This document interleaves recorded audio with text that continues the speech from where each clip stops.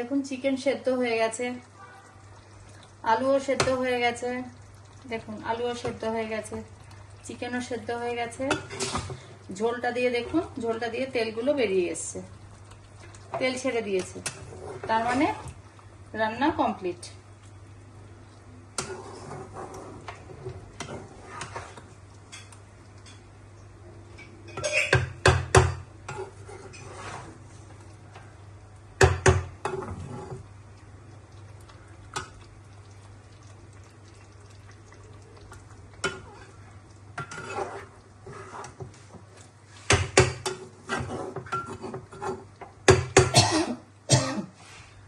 এটা হয়ে গেছে।